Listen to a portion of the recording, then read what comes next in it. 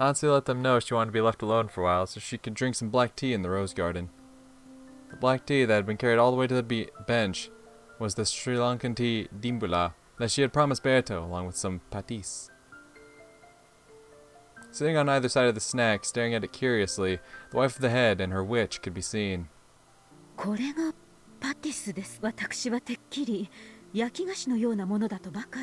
Natsuhi, not realizing that it had a curry-like spicy flavor, had started choking after putting it in her mouth. Oh, whoa. Damn, that last sentence, it got me feeling a certain kind of way. To describe it in Japanese terms, it was like fried dumplings stuffed with mashed, curry-flavored potatoes. As a household dish, it would probably be pretty popular with the kids. However, it was something of a shock to Natsuhi, who expected that a treat to go with tea would be sweet.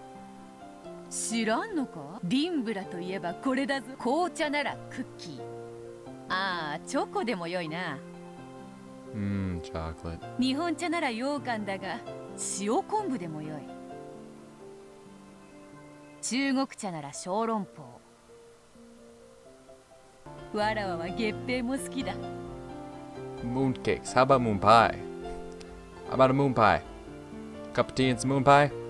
Or just like a moon pie and then like some moon pie flavored G Fuel? How is that for an afternoon meal? Well, snack. まあ、伊達に1000年は生きておらぬ。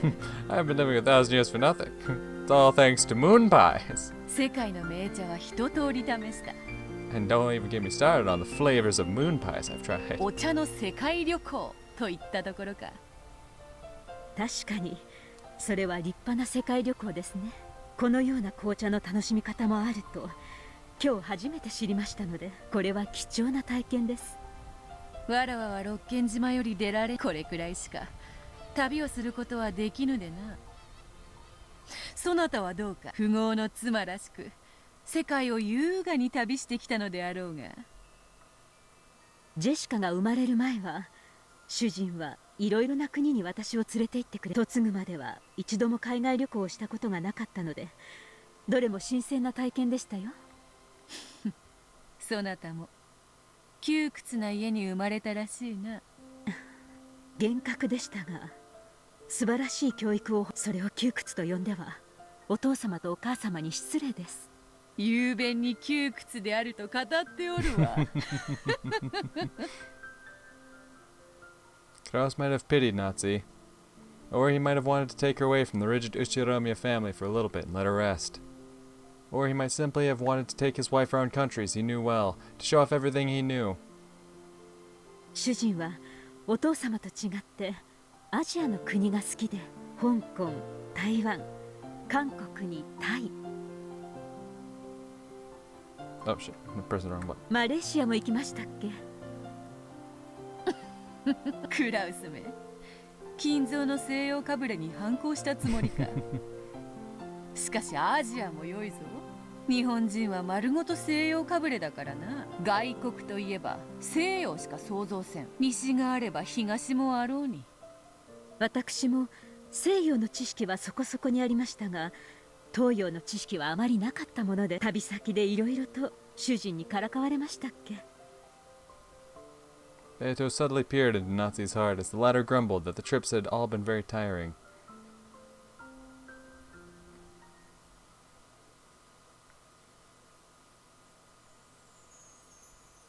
いいか？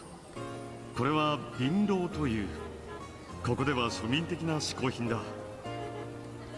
It looked like a small, round, gourd-like nut that had been smashed, with cucumber wedged in it. At a glance, it looked as though it would probably taste like pickles. なるほど、これをかじればよいのですか。As she tried to bite the one her husband was holding, suddenly moved it away. It felt kind of embarrassing, like she was a fish after some bait. まあ、待て。貧乏には食べ方がある。確かにかじるのはかじる。もぐもぐと、しかし。かじって噛むのに食べてはな。かじって噛む、食べてはならん。そして汁も飲んでは胃を痛めるからな。わかります。どうしてそんなものを食べなければな。ガムのようなものと思え。噛んで味を楽しむ。噛んだくずと汁はこうして紙コップに吐き出す。Weird. あなた、お口の中が真っ赤ですよ。拭いて拭いて。Even her favorite handkerchief, which she had wiped across his mouth with, had bright red marks on it. Something that's poison if eaten or drunk, and it makes the inside of your mouth so bright red. And having to spit something out after you've put it in your mouth, how indecent. Thinking this, Natsuhi adamantly refused Krause's invitation. 嫌です嫌です。結構です結構です。こういうのは異文化体験、ここでしかできない体験をしなければ旅行の意味がない。Krause kept chewing, ignoring the fact that even his lips were being colored bright red. こいつは親父殿も好きで、昔は取り寄せたのか、屋敷のテラスでも。もう夏日が来てからはやめたようだね。ほら、君が私よりも尊敬する親父殿も愛用していたんだぞ。ほらほら、遠慮なく試したまえ。いやいや、やめてやめて、あなた。During travel, Krause had the innocence of a child. He didn't even conceal his jealousy of the respect Natsuhi normally gave Ginzo. Just being able to see that side of her husband made traveling all the way to another country worthwhile. Krause urged her even harder to bite it, but Natsuhi, undaunted, ran from place to place and finally yelled that he was being too pushy. Krause was miffed the whole bus ride. What a child, to let a little thing like this get him down. Natsuhi thought exasperatedly. Then a native tour guide in the bus took out one of those areca nuts and started explaining about it. It had apparently been a beloved luxury item in these parts since ancient times, similar to tobacco. Just like in Natsuhi's case, it was starting to be disliked by young people and was becoming obsolete. Furthermore, it was treated as a good luck charm in this area, and was known as a symbol for couples. She looked at her husband's face. He turned away abruptly, but it looked like his cheeks had gotten a little red. んで、夫の肩に身を委ねて手なんか握っちゃったり。なんだ、そなたら夫婦結構純愛ではないか。燃え上がっちゃったであろう、その晩とか。Red-faced and avoiding Beato's eye, Natsuhi tried to hide her embarrassment by swallowing the pati's whole, chewing with her cheeks puffed out like a blowfish. Beato said, "Yep, this is the best snack anyone could have with tea," and nodded several times, a broad smile on her face.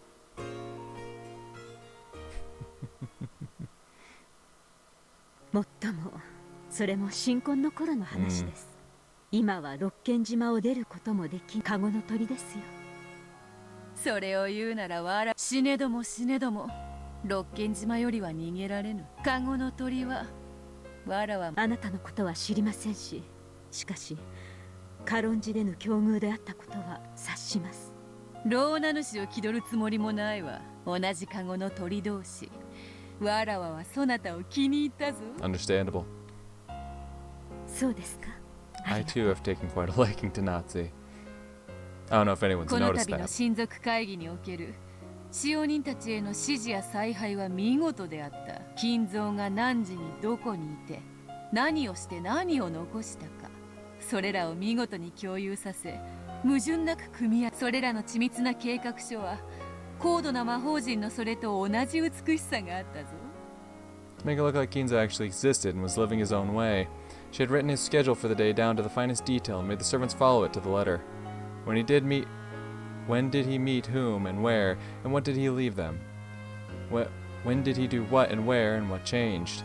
As a result, even though the relatives never saw Kinzo even once, they hadn't suspected in the slightest they hadn't been there. Ava and the rest truly believed that Kinzo had just happened to be walking through the hall when he heard them talking about the inheritance and went into a rage. Everything had gone just as Natsuhi's plan had predicted, down to the finest detail. And the cooperation by the servants had also worked smoothly, down to the finest detail. 万一にも知られるわけにはいかぬ秘密、念入りに策を練りましたから。その緻密さと意志が絶対の成功をよ。 Hell yeah. どうやらそなたは魔女としてはラムダデルタ教の一派らしいな。それを魔法と自覚したならば、いつでも魔女見習いを名乗れるレベルだ。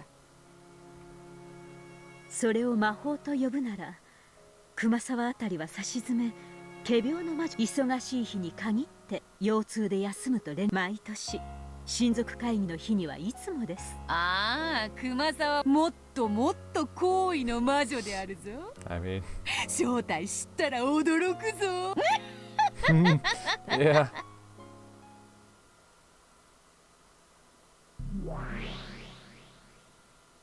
Watching these two have their pleasant chat was another pair of with steam rising from their black tea. However, the second bear was in a world that the first couldn't see, where golden roses bloomed. ロノウェが気を利かせて同じディンブラとかいう紅茶を入れてくれたぜ。Felt as though Beato muttered something. For the first time, it felt as though something had gotten through to her. Surely she had taken interest to the black tea and felt like drinking it. Thinking this, Battler took Beato's cup and her hand, making her hold the cup.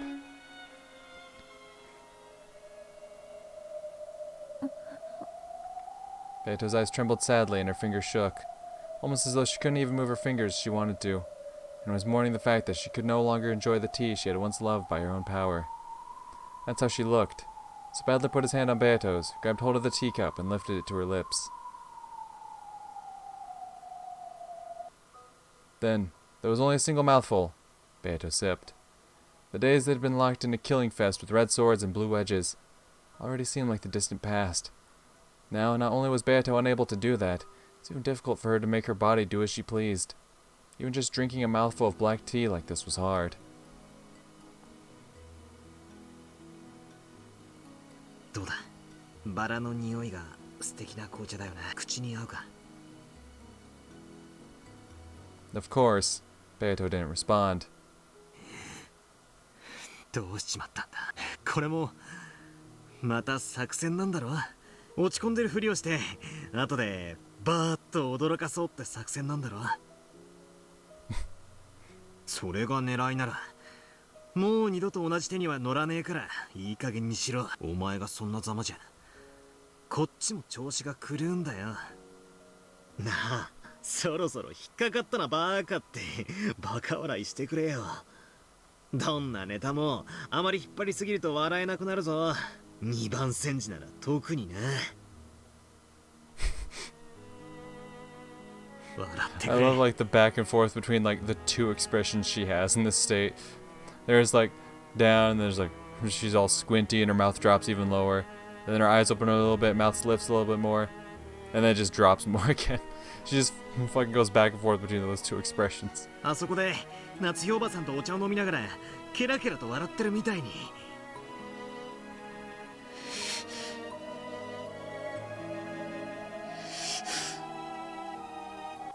二度とないわ。その子が笑うことは。No one asked you. Those sudden words were exceedingly cruel.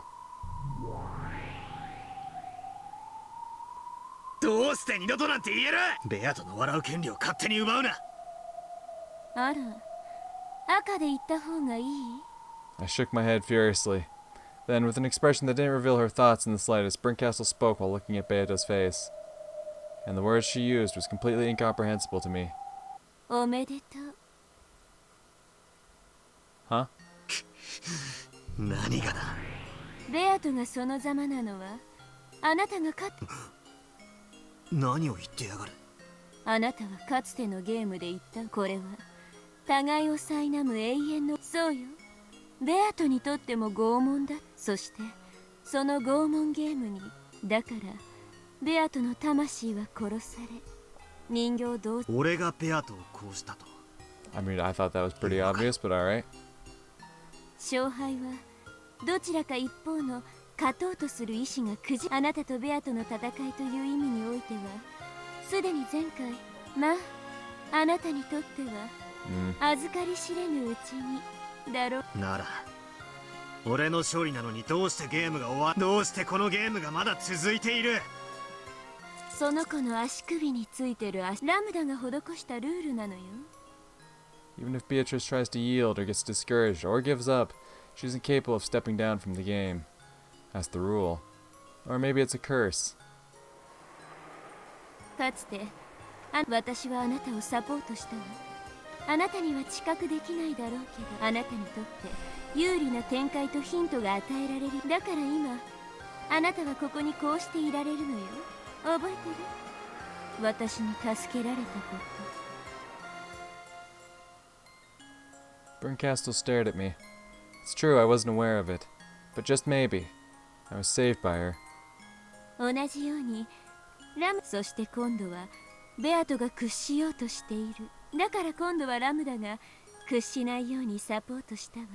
それが足かせ投了を許さないことによってベアトをゲーム上救ったわ。何をどう救ったってんだ。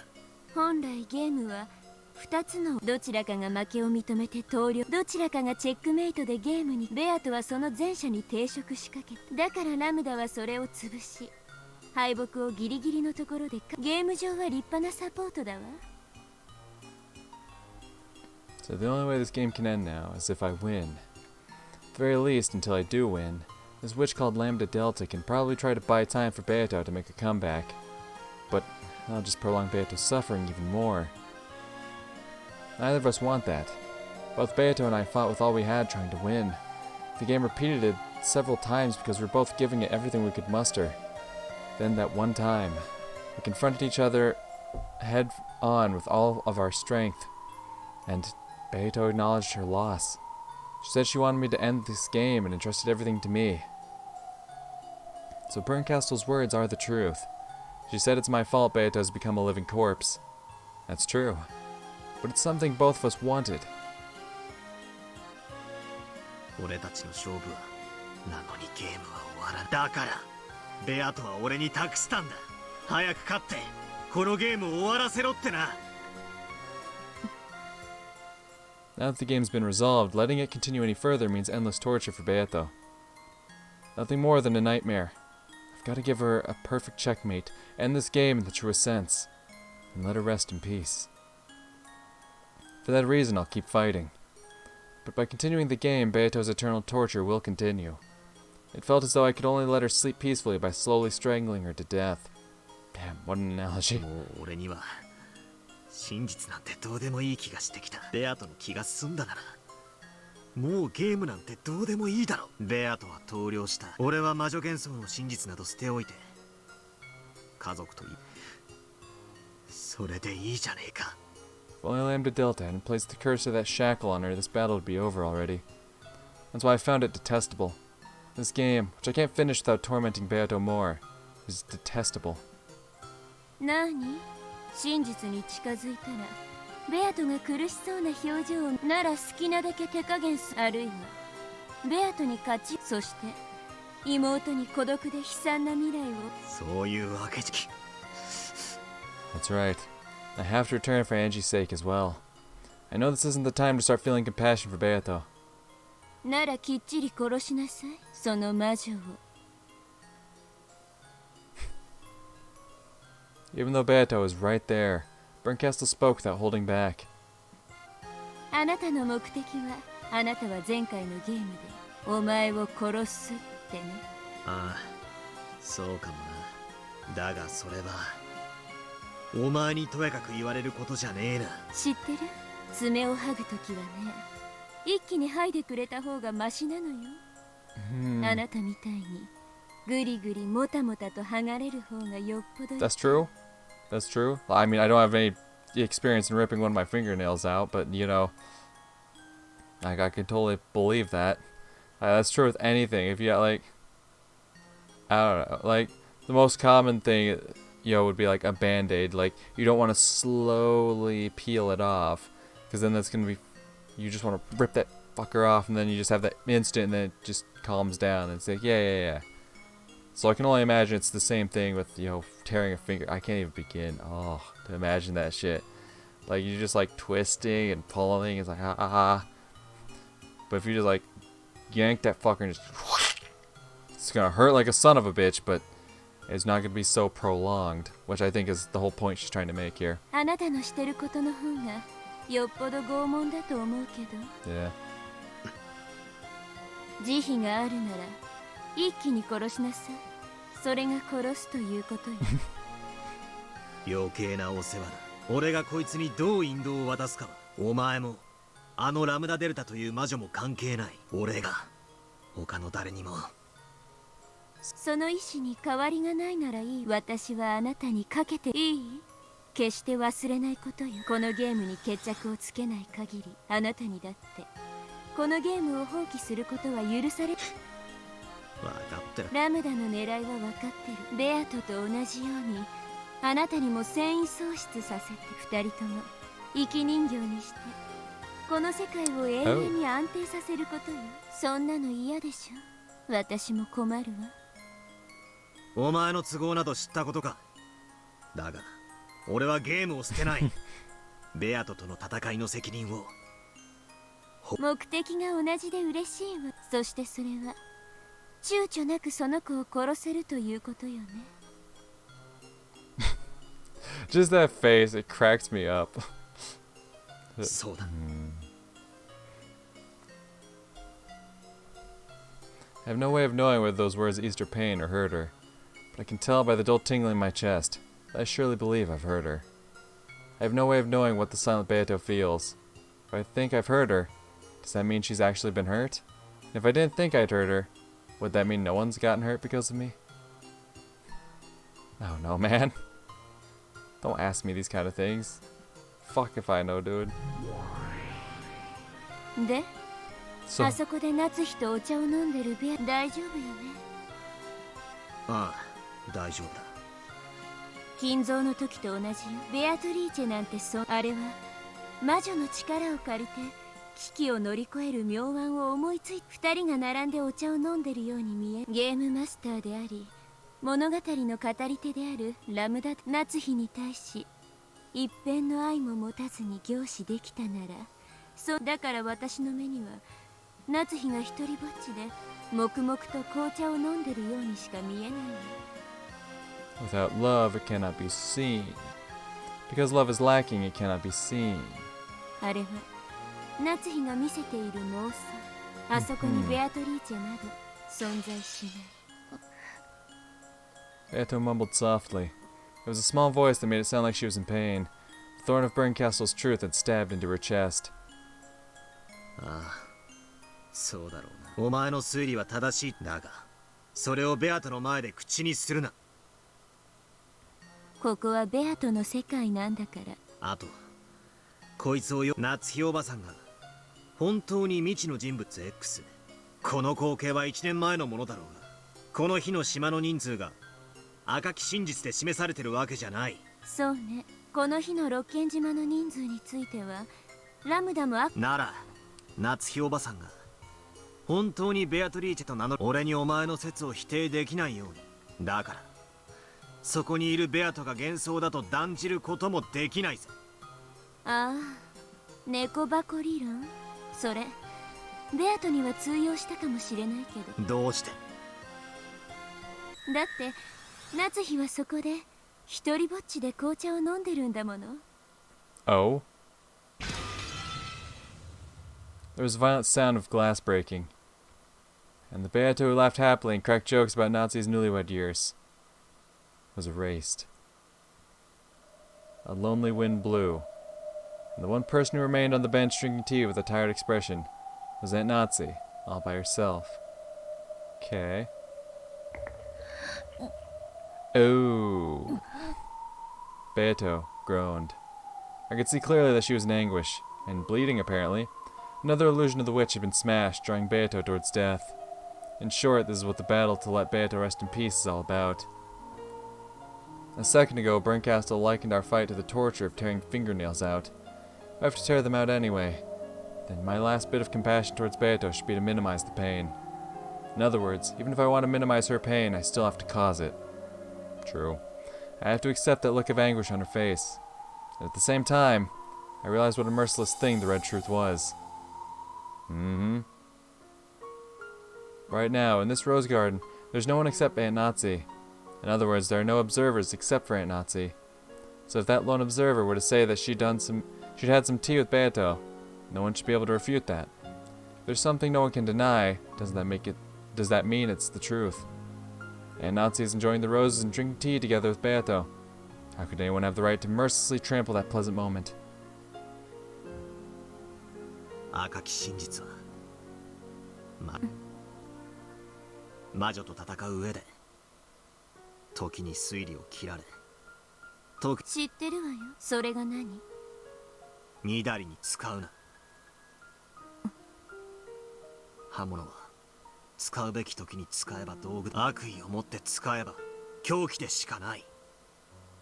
True enough, Aunt Natsuhi wasn't really drinking tea with a witch. However, saying that with the red truth probably has nothing to do with our game. Our game is the tale of October 1986. The 2 days of the crime give us more than enough time to injure each other, with our red and blue blades glistening. これは魔女幻想じゃない。夏日おばさんのプライバシーだ。それを暴く権利なんて誰にもあるものか。この場に魔女が実在して夏日とお茶を飲んだと認め、あなた魔女を否定するんじゃなかったの。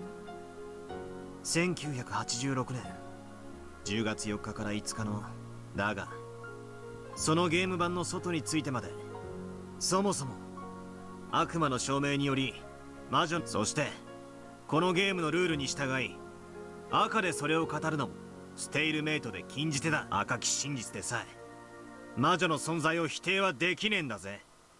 確かに、まさかあなたに魔女の存在を語ら、さすがラムだ。バトラーを人間犯人説と魔女がいてもいいという気持ちの人間の心を操るのに私ももっとあなたを応援しないとまずいわね。お前らなど知ったことじゃない。消えろ。これは俺とベアとのゲーム。お前たちに私はしない。嫌よ。This. 何？だって私もこのゲーム楽しんでるんだもの。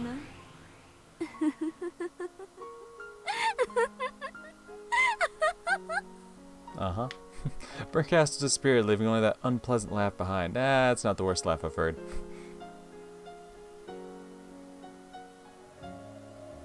After that, all that remained was Natsuhi, sipping tea all alone. Beto, her hand still on the teacup, as she stared blankly at the surface of the liquid. And me. ベルンカステルにワルギリアはお前の友人と言ってたが、お前友人は選ぶべきだったな。いや、むしろ性悪なお前にはお似合いなのか。That fucking face. Beto didn't answer. Bello took Beato's hand, made her hold the teacup again, brought it to her lips. Beto made a quiet sound in her throat and drank another gulp.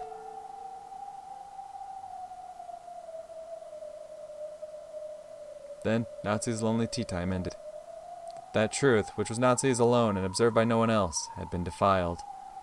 In Natsuhi's world, surely, that tea party, which had been peaceful despite her annoyance at Beto for making fun of her too much, came to an end, and the two of them parted ways. However, in Natsuhi's exposed truth, she was all alone. Natsuhi tottered away. On the bench, only a single person's cup remained.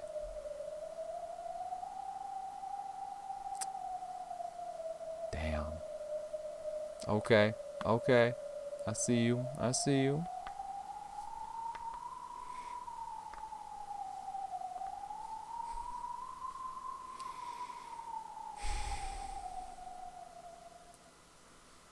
Interesting, interesting. Oh, the doorbell. Oh, Jessica, long time no see. It has been a hot minute. But, actually, I am going to end this recording session here for today.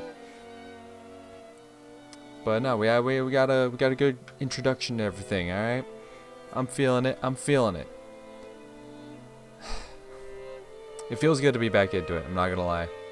I am actually very happy to be reading this again. I've been waiting too long, man. Happy to be back into it. But yeah, gonna end this one here. It's either going to be a quick jump cut or a new video, but regardless, I'll see y'all in the next recording session. But until then, peace.